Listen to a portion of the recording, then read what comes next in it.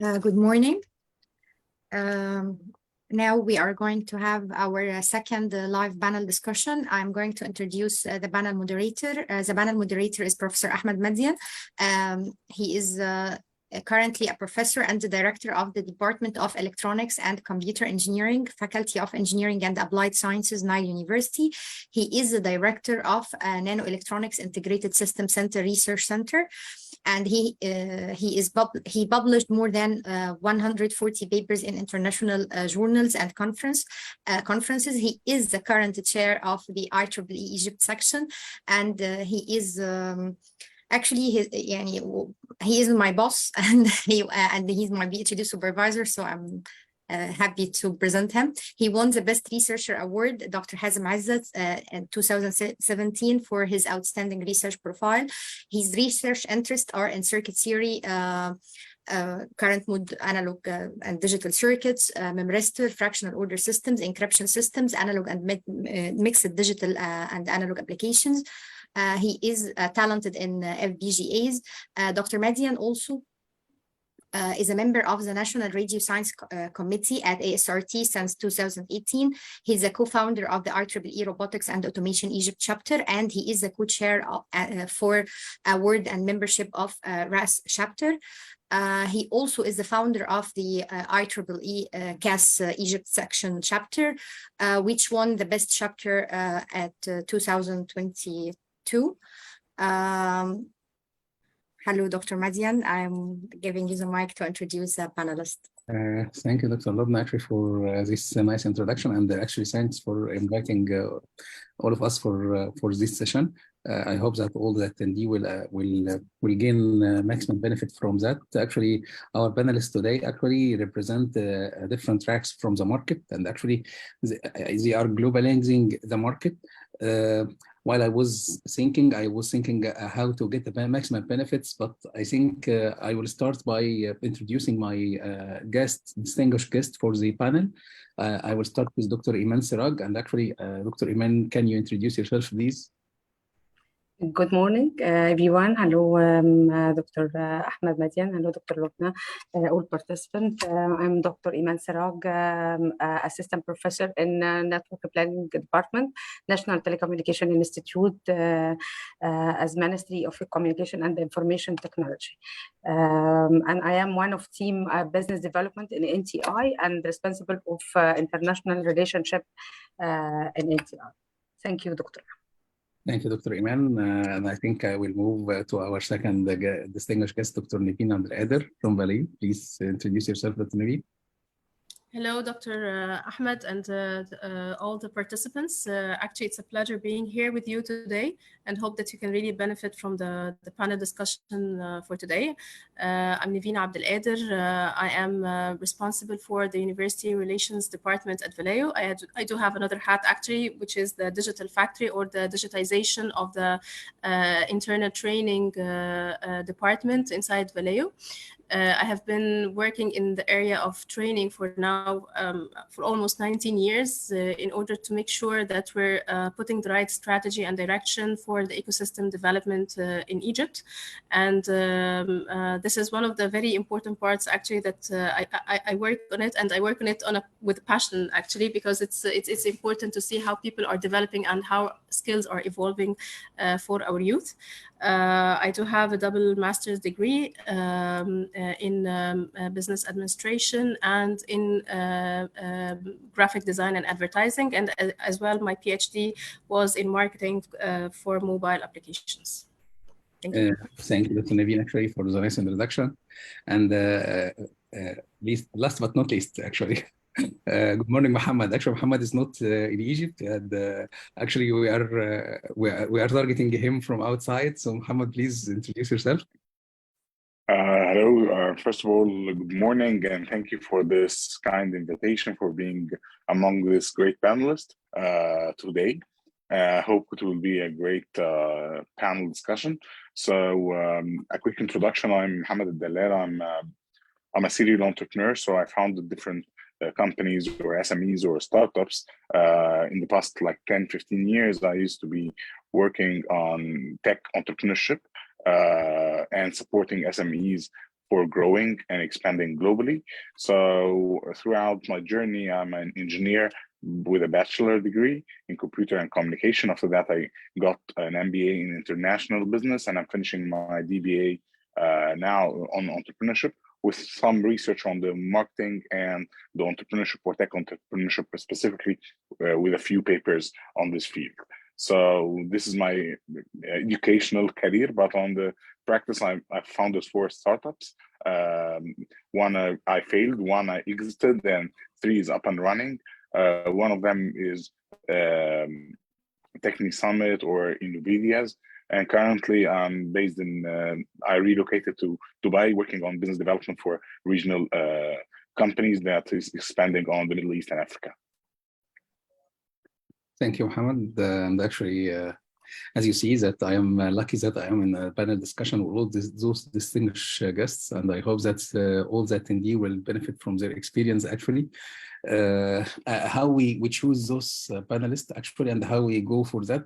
While I was thinking about the title of the panel discussion, craving a path to success in the business world, it was really distinguished. I was thinking that while I was graduating from the university, what is the tracks that I have in my mind? So I was thinking that I could have a track for working in a technical work like academia and the other parts, and another track that may come to my mind if I want to join like a multinational company, how I can join a multinational company, and what is required from me to be able to join something like that. Or I was thinking in opening my own business, how I can start that, and how I can guarantee that this business will succeed. I will not fail after 1 year and then go away and try to shift my career to another place. So our panelists actually are representing 3 major tracks in our lives and most of the graduate life. And I think we will try to cover the main components of each graduate. If I would say, I will divide the components of the tracks for each graduate to 3 main components: a component for technical work, and a component for, I would say, business work, business and entrepreneur, and a component for soft skills work. And actually, soft skills is very urgent and very terminus for most of the graduates.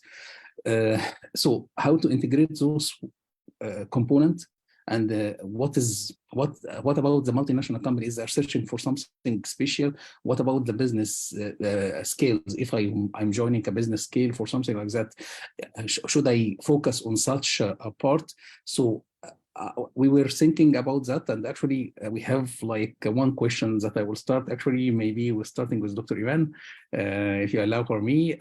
If I am graduating, and most of the attendee now today actually are graduating or on the way to graduate, how can I judge my capabilities if I have the right capabilities for the market or not? If I am looking in my technical background or my soft skill background, how can I judge something like that? Of course, mostly hard to be objective about your strengths and weakness in soft skills. The evaluation of soft skills level and determine if you have enough for market job is an important step for your career development. So I will recommend some of ways to evaluate your soft skills level for the graduate. First step, self-assessment. Assessment of your own skills in soft skills capabilities. Some common soft skills including communication and problem solving, teamwork, engaged, time management, and leadership. Evaluation of strengths and weakness is of each area and determine where you need improvement. This is the first step for judge for the graduate on his soft skills level. Second step, research for job capabilities requirement for the soft skills. Look at the job description position in your interested career. Pay attention for the soft skills requirement in the vacancy qualification in job vacancy, and will give specific skills candidate to identify any gap for my skills level. Another parameter or factor we can determine and identify the level of soft skills. Search on or seek feedback from professor, my mentors, my colleagues. Feedback, objective feedback can provide me to improve myself. Join networking events, for example, connecting to industrial professional guidance, and give feedback from their community about my behavior and my attitude and my connectivity with this community, for example. Also, there is some assessment utilize online assessment, different types of online assessment on the internet. This is a tool available to help you to assess and evaluate the level of soft skills. Can provide detailed reports the end of assessment about the level of threshold or soft skills level you can have. Also, we can gain a practical experience to development my level, engage as activity to allow to develop my soft skill. Also, continuous learning about continuous learning, engage, joining at the organization activities, teamwork, for example, and project. For example, to lead and participate in teamwork, to active in project. This is some of criteria that since determine of identify the soft skills level of any graduated students in any field, for example. Thank you, Dr. Iman. Actually, it's you already raised a lot of points actually that like how to assess myself and how to make an assessment for evaluation for the soft skills. And I think this is really a challenge, because if I'm maybe for a graduate or for a student inside faculty of engineering or any faculty actually or any university school, yes. Yeah, I was thinking how to make this as a kind of assessment. Is there a tool, or should I be interfaced with an activities, events, or something like that? Should I go for interview maybe, or something like that? I don't know, but maybe I think if I discovered my level of evaluation for these soft skills, how I can work on my weakness points. Weakest points. Okay, we can develop soft skills capabilities or level. You after self-assessment and identify soft skills level. As I mentioned before, we can develop my soft skills level and upgrading capabilities of my soft skills level by in different ways. For example, number one, set goals, establish a specific goal to improve or to want to develop this capabilities. For example, if you want to improve communication skills, set a goal to participate at least to public speaking, at least, for example, practice active listening all the time. Active listening is the effective communication way to engage and fundamental soft skills. Practical active listening to give your attention for the person to communicate and help to understand other better and improve interpersonal skills. For example, join with a club and organization and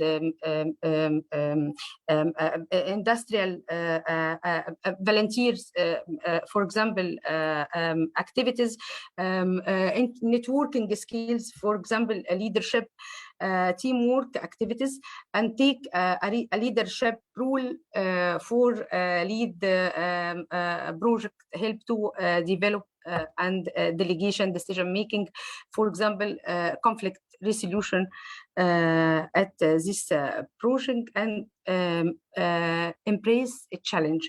Embrace a challenge to require you to utilize, develop my soft skills level and upgrading for this living abilities all the time. Not continuous learning in soft skills. Soft skills are not as a fixed level. All the time can be improve my my skills and my capabilities in soft skills, or some of skills in soft skills like communication skills, presentation skills, time management, problem solving, coaching, and yes, my opinion also with communication skills, can I identify myself. Personality skills. Personality skills is one of important points in emotionally intelligence, plus communication skills I mentioned before. Thank you, Doctor. Thank you, Dr. Iman. Actually, you raised a lot of points actually to start this panel discussion, and this actually will move me to you started with a part of evaluation, the assessment for the soft skills, and this is actually a very critical point, how to evaluate myself and how to benchmark myself according to the market requirements. I think I can move to Dr. Naveen in this point. Actually, Dr. Naveen, you are representing a multinational company like Valeo. As I see, you are putting like 100 points behind you, actually, in the background.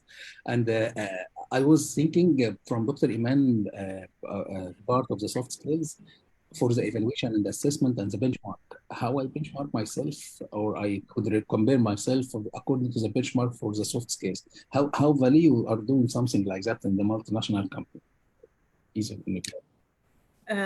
Okay.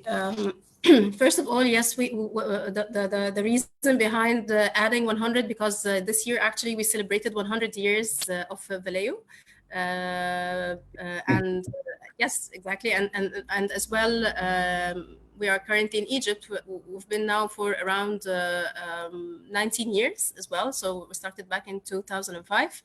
And thankfully that we are expanding as well our business here. So back to your question for the soft skills, let me highlight that Dr. Iman had really touched a very important topic that we that is sometimes is our pain actually in while getting people on board, because it's important to have people not only having the technical skills. Technical skills is important, of course, but what's most important is they are able to interact, able to communicate, and able to negotiate, because sometimes you put the engineer in front of the customer. He needs to present the idea. He needs to negotiate as well in some point of time. He needs to convince the customer with specific solutions. So having the very good communication skills, presentation skills, and not only the soft skills, by the way, but as well, maybe I can add the business skills. He has to understand he has to understand what is risk and how can he mitigate risk and how he can analyze the risk. The critical thinking part is as well one of the very important things, because it's all a package. It's a one package. Nowadays, the technical skills, you can really teach the engineer how to learn coding or testing, or how to understand what to do in order to be a good model-based designer and so forth. But for the soft skills, it's really a barrier, and sometimes you meet people that they are really gurus when it comes to technical, but they really cannot interact. They cannot be part of the team. So this is a very important aspect that we usually focus on in our advices to the students when we meet them in the universities, that you have to engage in different student activities. You have to go and to raise a fund with the companies, to go and catch up sponsorships and deal with different companies, dealing even with the students inside the student activity. It's very important because it helps them to increase their exposure level. It helps them to get out of the comfort zone of just, I'm going to the university just to take some lessons and courses. No, I'm even dealing with different other networks outside the university, and this is really giving them a wealth of experience in the area of soft skills and interpersonal skills development. Yeah. Thank you actually for this adding point from a multinational company point of view, Dr. Naveen, and your experience. I know that you have a lot of experience actually in university relation value, and you're doing a very good job actually in building a relation with different universities inside Egypt. I am one of the witnesses in that actually in my university. I was thinking about how the market change could impact such a kind of soft skills. As you see, while I was thinking from 1 year, we were making a panel discussion about the job market and how the skills is existing technical part. And actually in this 1 year, a lot of change has been done. ChatGPT has been coming up and it's rising up, and a lot of people are using ChatGPT. Actually, a lot of not only the students, programmers actually outside from the field, they are currently trying to get the maximum benefit from ChatGPT. And actually, I don't know how this will impact the job market, because about the technical skills that are already required for the market or for the technical part, I heard from one of my friends who owned a company for software developing that they are now trying to open a department for engineers who can ask the right question to the ChatGPT to get the right answer for the solutions. And actually, this is very, very strange. It's kind of when I was in 90s, there was such a kind of job market that opened for engineers that are working in sales and pre-sales. So they have to have a good technical background and a part of business management. But now we are moving to ChatGPT, and a lot of people are now going to get the maximum benefits actually from ChatGPT. I was thinking how this will impact the market needs just in 1 year. Yeah, Dr. Naveen, can you please raise this point?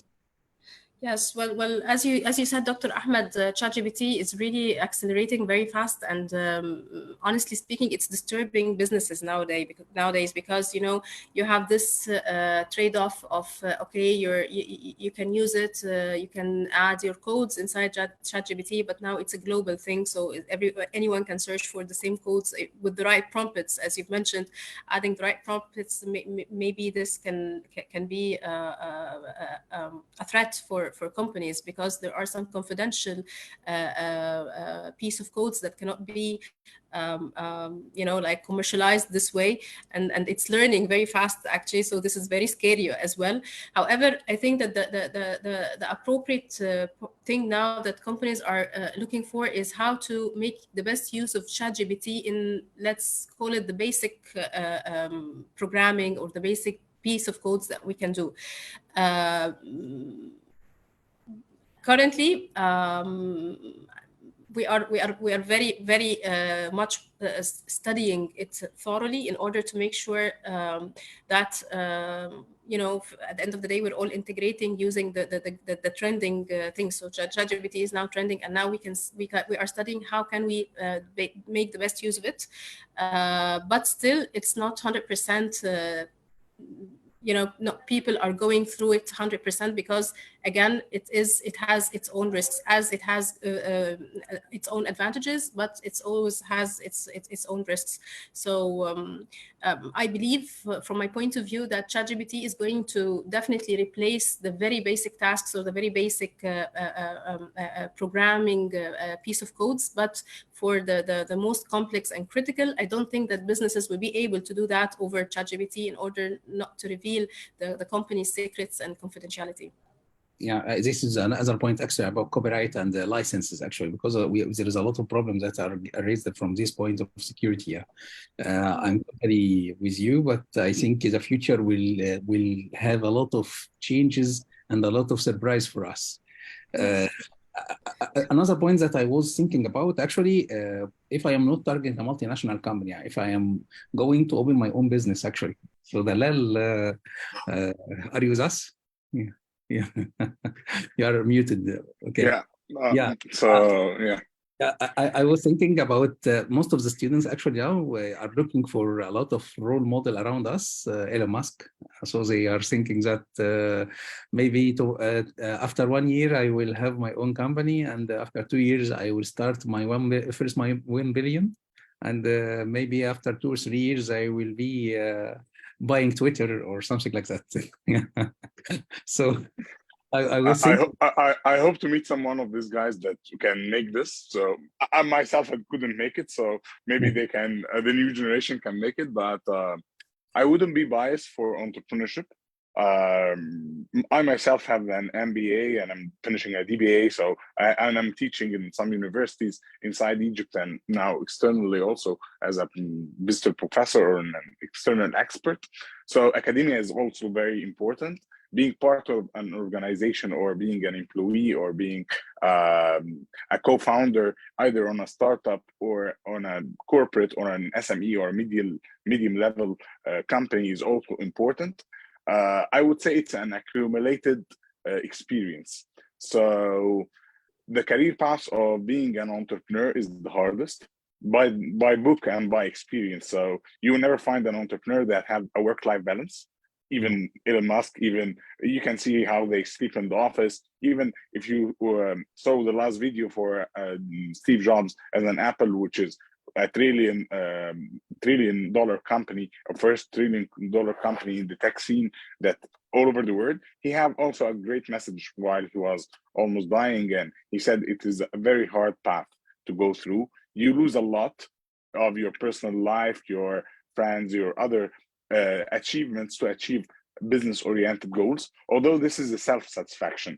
So I would say it's a hard path, but for some people it's super enjoyable.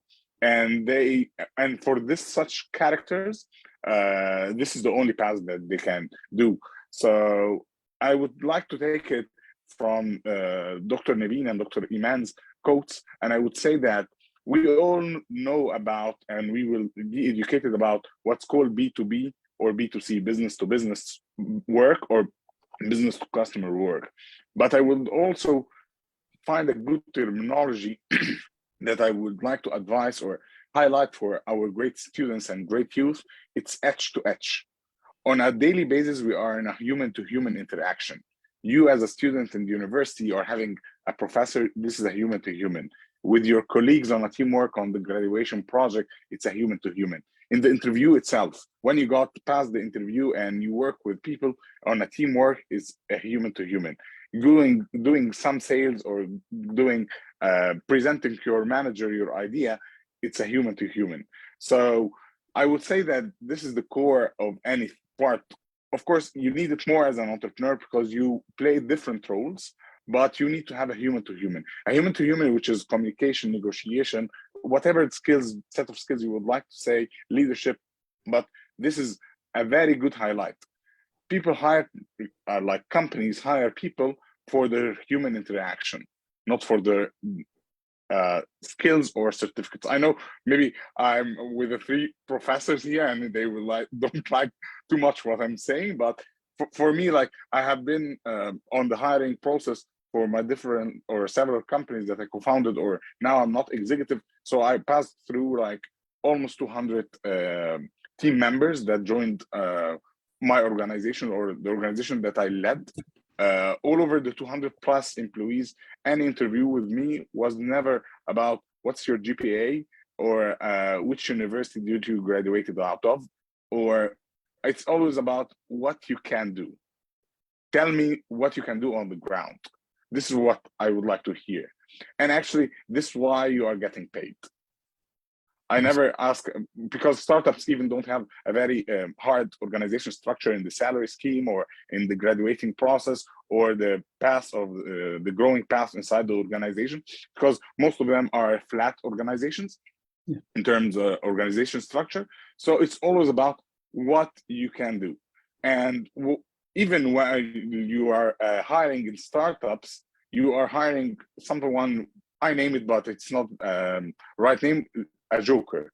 So a joker is a person that have multidiscipline. So he can do some sales, he understands a little bit of business, he understands a little bit of technical, he can go and present something, he can go and fix an operation, he can go and fix a process. So it's all two different, or write even a manual of a process.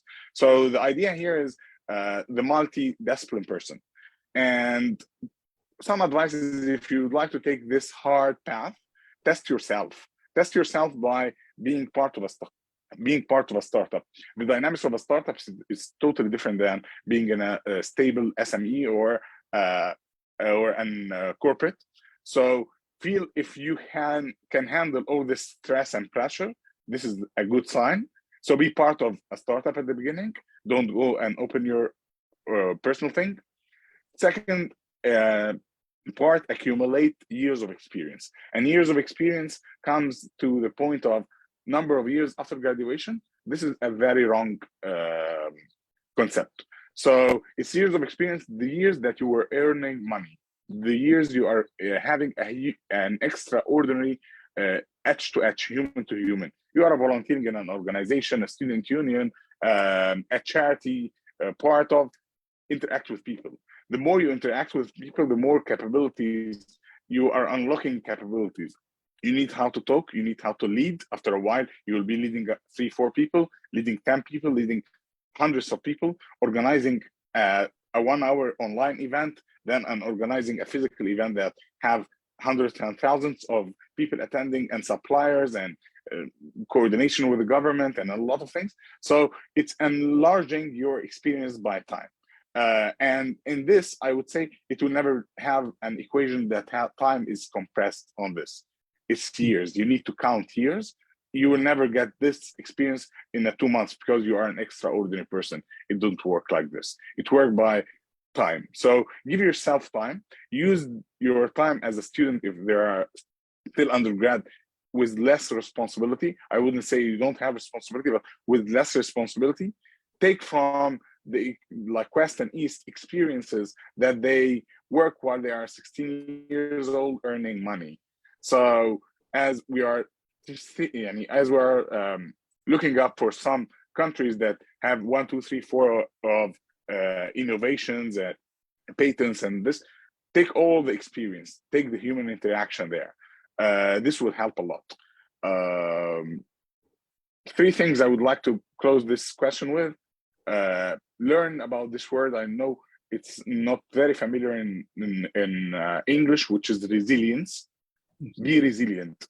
So this is number 1. Resilient in Arabic, I would say, translate it because I know it's not a technology terminology that you learned in the university, which is al-muthabara in Arabic. Life will give you very hard times as an entrepreneur, really hard times that you need to be hit and accept being hit and stand up again and move on your personal level, on your business level, on your bank account level. So this is one big thing. I wouldn't say number 2 is the passion, as most people would say, but it's about being a learning, a fast learner, and a continuous of learning. Passion will die, but sometime when you are hit very hardly, when you have 0 bank account, your passion will die. But what can get you up is you started from 0 level or below 0 sometimes as an entrepreneur, and you grew through different levels. When you get hit and getting back to the 0 level, always know one thing. You have now experience and knowledge that will accelerate your growth. So the growth that took 3-5 years, you can do it now in 1 year, because you know the know-how, you know the tips and tricks, you know what make you fail or what make you slow down. You will avoid this the next journey. The last thing I would say is surround yourself with good people. What I mean about good people, people that have same problems, same challenges, and some people that they already achieved these challenges, because challenges is the same. So I wouldn't be afraid from ChatGPT or something like this, because I remember my father when I used to have the Casio calculator at a student level in the in school, sorry, and he was like, okay, you know now how to solve an equation, you know now how to do multiple of a lot of multiples. You put the equation and you put the brackets, so you will never confuse about the priority of the plus or minus or multiply or divided.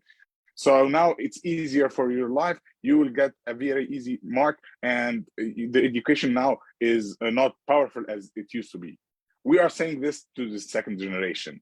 We are saying you don't write code, you don't need to know every single thing, you can Google it.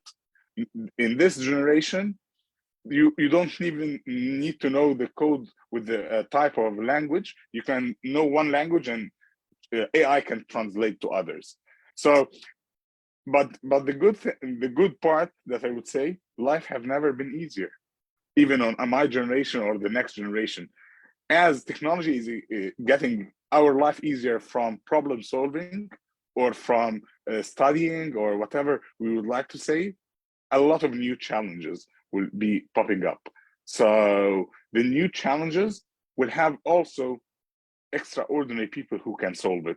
So I'm not afraid of this. So yeah, just take the 3 points. Of course, it's much bigger. Entrepreneurship is much challenging and bigger than just 3 points, but I would like to start with this. Thank you, Daniel, actually, for these points. You already added a lot of points in the field, actually, of entrepreneurship. You know the joke about the ChatGPT. One man sent to him a question, how I become Elon Musk. ChatGPT told him, if I know, I wouldn't be a ChatGPT. Yeah.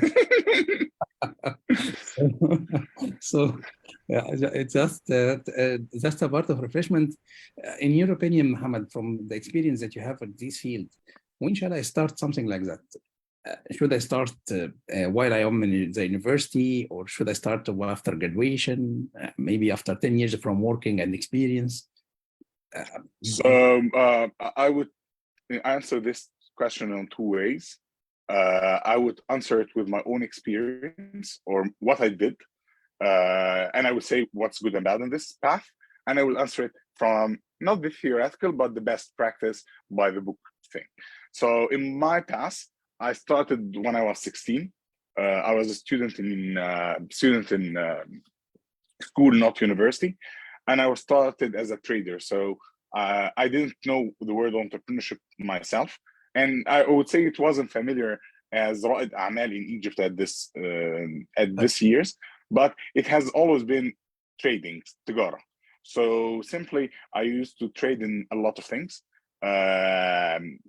So since I was 16, I was semi-independent or almost independent, not because of my family lack of support, but because I would like to do this. And I didn't find myself something different, because I used to have good engagement with global people or international people outside Egypt at this, and I found that my colleagues or friends on the same age are working. So why I'm not doing like that? So I wouldn't feel that, oh, I did it the best, I did something that never did. No, this is super normal for other people. And I feel I'm super normal guy. So I started 16. I learned trading in mobiles, trading in laptops. Laptops was a new thing. Printers, laser printers. This was a new thing at this part of life. So I traded in different stuff, and starting of having the cash management, having what's account receivable, what is account payable. I need to pay this guy. How is the percentage? How you do pricing? How you do delivery, shipping? So it was an experience that evolved me and made me ready to this when I was graduated. When I was in university, I founded the first official legal entity in 2012. due to the laws of Egypt, I couldn't write my name because I was under the age to establish a company in Egypt at this moment, but I was a co-founder. So my co-founders wrote their names and I was there. So this part, I learned about the laws, the Egyptian law of establishing companies and the taxation and the labor law. This was a huge experience. It took me a few years. And then after graduation, I started another company under my name. When the team have 15 to 20 tax, I think, I found out like I need to knowledge. I lack a lot of knowledge, and this was the gate for the MBA. And MBA for me was for two questions: how to manage more and expand teams, more than 20 people, with the labor law and the problem, and you are hiring people the elder than you, like 5-10 years of experience, how to manage people. And the second question, which is the next location for the next branch? Should I expand in different city in Egypt? Should I expand global? Which city? So we have almost 200 countries, or 190 plus, and we have thousands of cities. Which city should I establish? And to answer this question, this was the MBA for me. And I'm doing the DBA because I lack also more knowledge. So the more experience you are getting out, you more knowledge you need to understand. For me, this was my career path. I would say it was hard.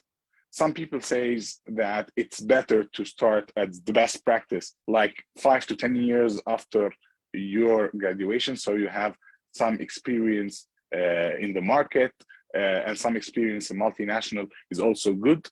But I would say either you're starting 10 years plus of your career, or starting just after graduation, you need a few years of experience. If you don't have leadership, you don't have cash management, you don't understand the business, you don't know how to do sales, you don't know how to manage people, don't start. So whenever you hit this set of experience, I had the opportunity to do it while I was school student, university student. So maybe. So I think Muhammad has raised a lot of points actually of how to build the entrepreneurship actually. And actually this will raise a question for Dr. Naveen and Dr. Iman. What about if I am going to make my internship during my study? How to get the maximum benefit actually from the internship, and how to be engaged actually in different to gain maximum skills actually from internship programs. I think Dr. Naveen and Dr. Iman, you both are intersecting actually in this point, and you have already a lot of experience in this area. So maybe you can get us like a lead and or benefit from how to get the maximum gain actually from an internship. Dr. Iman or Dr. Naveen, you can start there. Okay, Dr. Ahmed, from my opinion, an internship is important because it can present new skills and opportunities to engage with you may not receive otherwise. Internship gains technical knowledge and technical experience within the industry of choosing by working directly with a professional field. This is allowed to apply practical knowledge in this field and learning flows from classroom setting and activities, and development also the important soft skills and career development skills and coaching by some of activities with a teamwork and join with a project, for example, problem solving and team working activity. from my point of view, my opinion is the internship that is maximized and increasing level of soft skills and level of emotionally intelligent parts that it can improve and raising the capabilities in your job market. Be proactive, set some of clear goals in this internship. For example, build relationship as a networking with my friends and my colleague in this internship with some activities, and get a lot of feedback can be advise me to reflect of my level of soft skills with my partners in this internship. Dr. Naveen may give feedback from the students after complete the internship. For example, like EMI, Egypt Mix Electronics, for example, that we join between NTI, collaborated with NTI and Valeo, for example. What is your opinion from students that complete internship in NTI, for example, of any organization can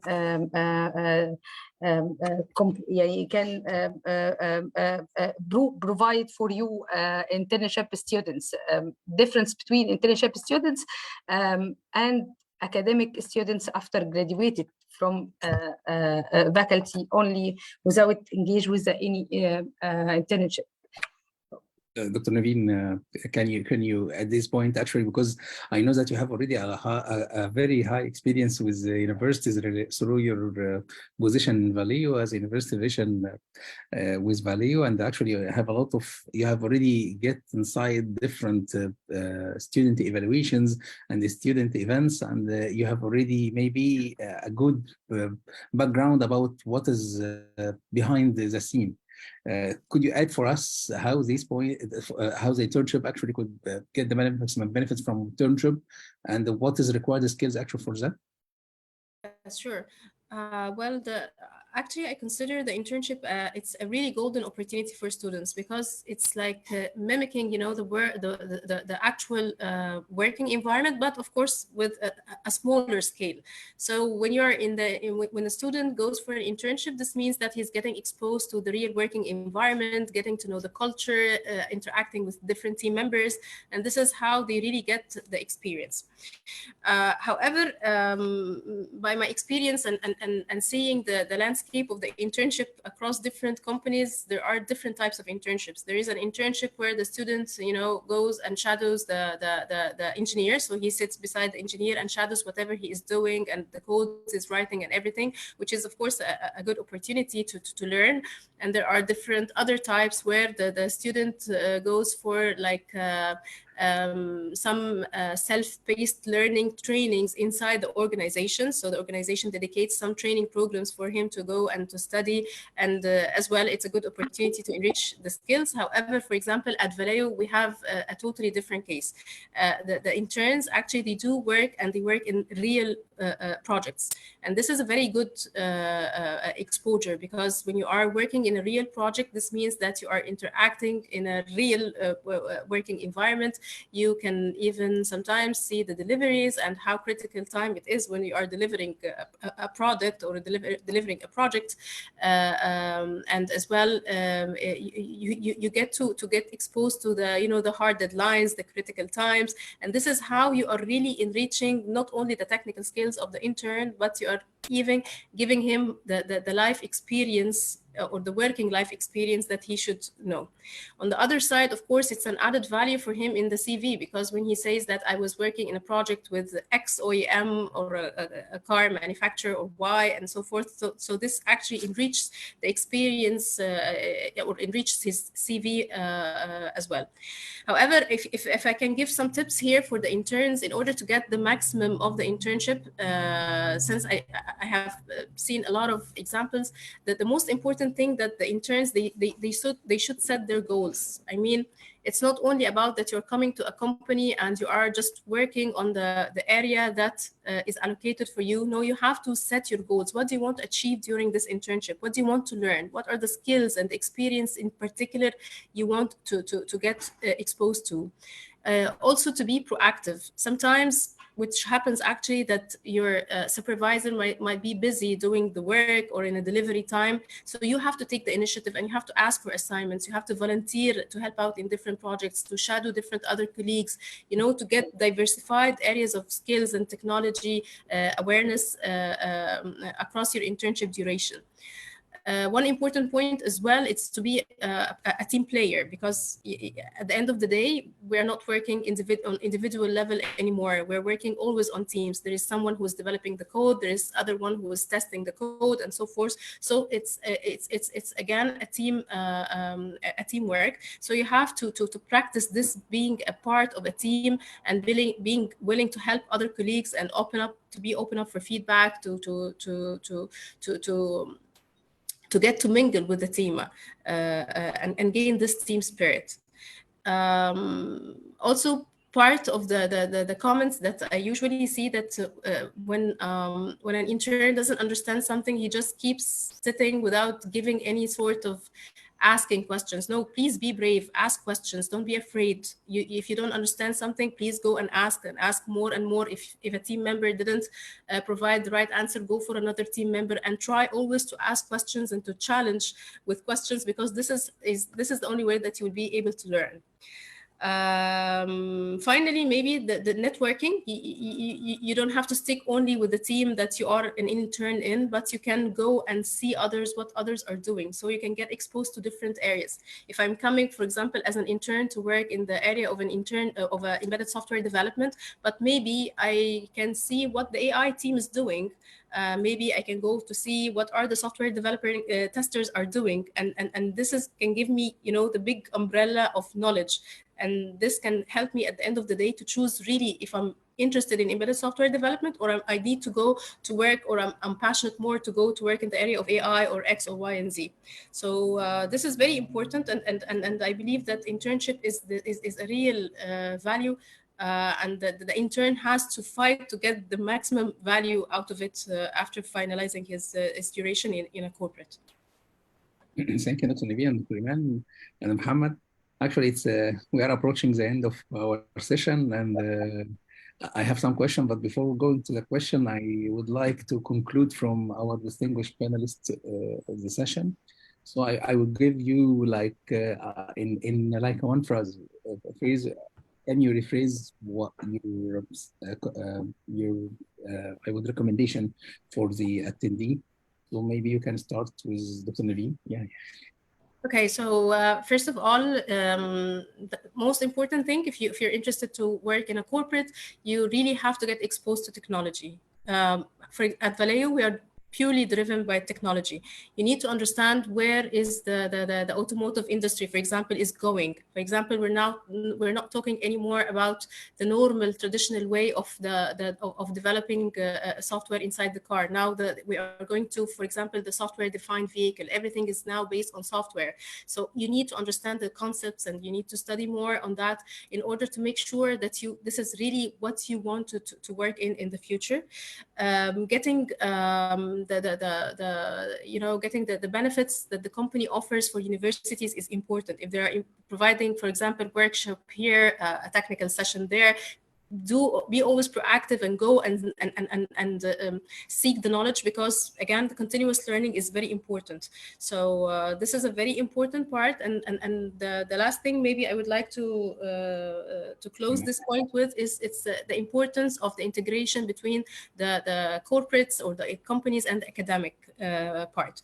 If we are not jointly working together, then definitely there will be gaps. However, when the academia is working jointly with the corporate, this means that we are making sure that we have very qualified calibers who has this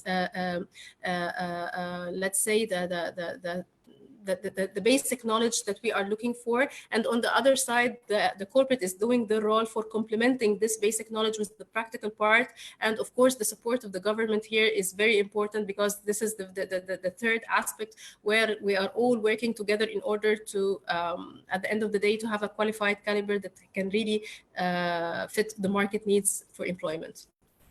Thank you, Dr. Nabeel. I will move to Dr. Iman. Can you please give us your conclusion for the session? Okay, my conclusion is in this panel session, soft skills is highly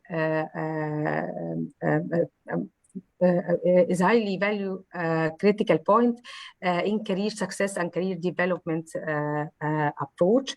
By taking a proactive approach, develop your soft skills, you can enhance your career and improve your capabilities in job market you need and this field, and improve your skills in soft skills can be enhanced, and upgrading your reflect on upgrading your technicality. Thank you, Dr. Iman. Thank you, Dr. Naveen. I think I will go to Dalal. Mohammed, can you conclude your part for this session, actually? Okay, so I will give 3 takeaway messages. The first part for you guys, it is there's no career path that is right or wrong. So being a professor, being an academia, being a part of a corporate, being a part of an entrepreneurial startup, nothing is the right, nothing is the wrong. It's a personal preference. And I would say a mix of both is always good. So at some point you need some advice from consulting as being a professor. Going back from a good academia background is good in the corporate. If you are a corporate, you can switch to having your own business. So it's not a life choice. You can change whenever you would like.